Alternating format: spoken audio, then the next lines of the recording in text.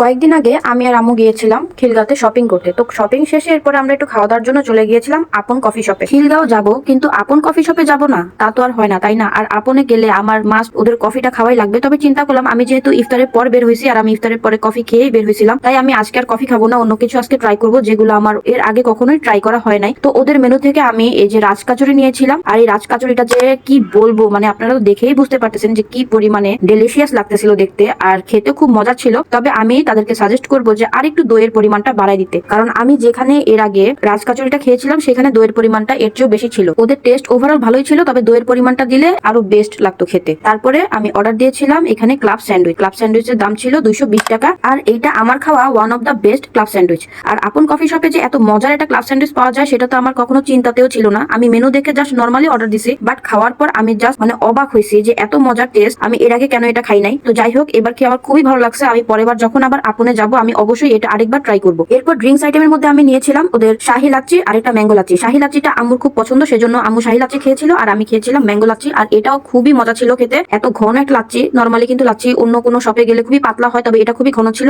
আমার খাওয়া one of the best lassi বলতে পারেন। আচ্ছা, প্রাইসটা বলে দেই। শাহি লাচ্ছির প্রাইস ছিল 100 টাকা আর ম্যাঙ্গো লাচ্ছির প্রাইস ছিল 120 টাকা। ওভারঅল প্রত্যেকটা ফুড আমার কাছে খুব বেশি মজা লাগছে। তো যাই হোক, খিলগাঁওতে তো আমার দেখা গেছে সপ্তাহের মধ্যে 1-2 বার যাওয়া হয়, তো এরপরে হয়তো বা অন্য কিছু ট্রাই করে দেখবো। তো আজকের মতো আল্লাহ হাফেজ, টাটা, বাই বাই।